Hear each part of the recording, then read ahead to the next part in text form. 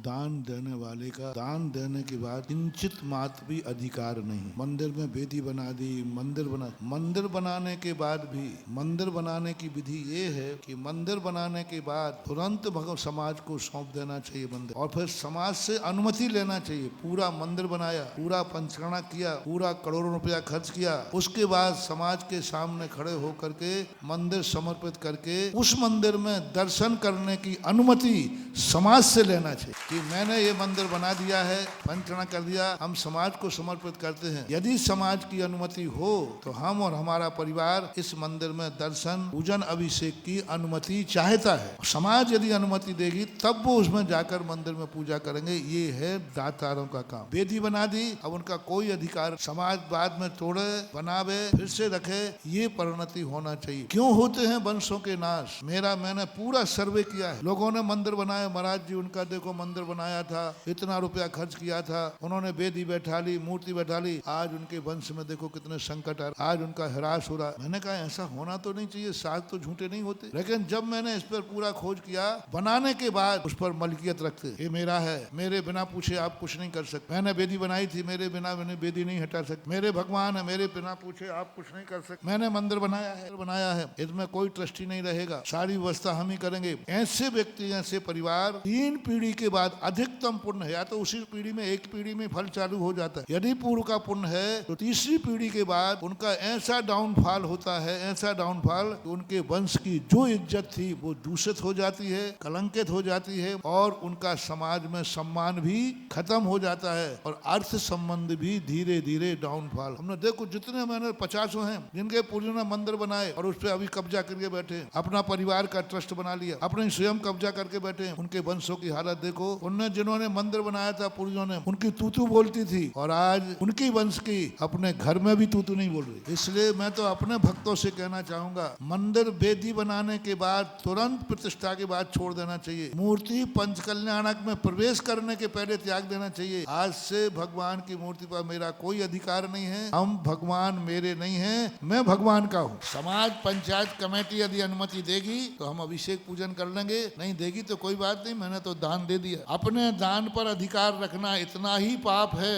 जितना कि नारियल चढ़ाने के बाद पुनः उठा करके खा लेना। नारियल चढ़ा दिया और फिर उठा पर उस पर अपनी मलकियत रखना। इसी प्रकार दान दे दिया तुमने, वेदी बना दी, मूर्ति बना दी, मंदिर बना दिया, अब भी तुम कहते हो मेरा मंदिर है, मेरे पूर्वजों ने मंदिर बनाया था। ऐसे लोगों के ऐसे अशुभ कर्म के उदय आएंगे कि उनको रहने के लिए मकान भी नहीं बचेगा। ध्यान रख, घर में मकान में रहने लायक ही नहीं बचते, मकान ही नहीं होगा। रहो अब किराए से रहो, फुटपाथों पर, क्योंकि तुमने किसी मंदिर पर मलकियत की थी, तुमने मंदिर में विघ्न डाला था। वेदी क्या बना दी तुमने, किसी को कोई मौका नहीं देना सकते। नहीं, हमारा कोई अधिकार नहीं, हमने बना के दे दी। कल ही वेदी को कोई दूसरे दिन कमेटी बदलना चाहे बदले, तुम्हें कोई दोष लगने वाला नहीं। तुम्हारा पुण्य तो बनाते ही पूरा हो गया। अब कमेटी जाने, कमेटी काम जाने। और ऐसे जो अड़ंगा डालते हैं मंदिरों के काम में मलकियत रख करके, मेरा मंदिर मेरे पुर, तो इनके आप देख लेना ऐसे अंतराय कर्म का बंद होगा कि कल के दिन ये रोएंगे तो कोई आंसू पहुंचने वाला नहीं मिलेगा। मकान इनको किराए पे मिलना भी मुश्किल हो जाएगा, इनके मकान ही मकान रहित हो जाएंगे। धर्म कार्य को बहुत सावधानी से करो। दान दो मत, दो तो अपना देने के बाद भूल जाओ कि मैंने दिया था, मेरा काम तो हो गया। ये बहुत बड़े दोष अपनी समाज में चल रहे हैं। बहुत अच्छा प्रश्न आया, जो चेत जाओ, अपने वंश को बचा लो, अपने वंश को बचा लो, और दान का तुरंत करके त्याग करो। प्रतिष्ठा होने के बाद हमारा इस पर कोई स्वामित्व नहीं है, समाज जाने समाज का कार्य। गोमटेश बाहुबली की मूर्ति विराजमान करने पर चामुंड राय को अहंकार था, मैंने मूर्ति बनाई है। कई लोग जिद करते हैं कि मैंने मूर्ति बनाई, पहला कलश नहीं करूंगा। चामुंड राय ने भी यही कहा, उन्होंने कहा नहीं, सबने कहा अब आपने मूर्ति बनाई, पहला कलश करोगे। बताते हैं कि चामुंड राय जैसे पहला कलश करने गए, अभिषेक किया, बाहुबली का गंदोदक नाभि से नीचे, सब आचार्य चकित रह गए। जब एक सामान्य जनता ने लोटा ढाला, लुटिया ढाली, और गंदोदक जमीन तक आ गए। ये प्रसंग आया है तो सारी समाज के लिए है। मैं कह रहा, एक मेरे भक्त ने एक मंदिर बनाया, पूरा पैसा उसने लगा, पूरा पंचकर्मा का खर्चा उठाया, आय सब समाज की थी, वो व्यय उसका था, सब किया। अंत में जब मूर्ति विराजमान करने की बात आई तो समाज ने कहा शेठ जी विराजमान करेंगे, इन्होंने इतना पैसा खर्च किया है, इतना पंचकर्मा किया, मंदिर बनाया, इतनी बड़ी थी, सब ने कहा। तो वो मेरे पास आशीर्वाद प्रसाद लेने आए। तो मैंने कहा अपन को विराजमान नहीं करना। वो बैठ गए। बोले महाराज जी, मैंने कहा बोली लगाओ। बोले महाराज जी करोड़ों रुपया खर्च कर दिया, 2-5 लाख की बोली में क्या होना है? अरे सेठ जी वैसे ही दे देंगे। मैंने कहा मैं तो मना नहीं कर, मेरे से पूछ रहा है तो मेरा भक्त है तो नहीं विराजमान करे, और तुम्हारा नागरिक है तो तुम्हारी बात करने विराजमान कर लो। अब उनके भाई समाज की मानो, मैं कहाँ मना कर रहा हूँ, मना लो आप। समाज कहता है हमारी तो सहमति है। मैंने कहा भक्त को सहमति नहीं है, नागरिक को सहमति है। सेठ जी क्या महाराज की आज्ञा के बना तो नहीं बैठा लूं? मैंने कहा नहीं बैठा। समाज ने पूरा हिसाब करोड़ों रुपया खर्च किया था और मूर्ति मुश्किल से 2-5 लाख की बोली लगी। नहीं, अपन को नहीं करना गलती। वंश बचाना है कि नहीं बचाना है? जो आज तुम्हारी समृद्धि है, ये समृद्धि कल भी बनी रहे। बोले बचाना है। मैंने चुपचाप बैठ जाओ, बोली लगाओ।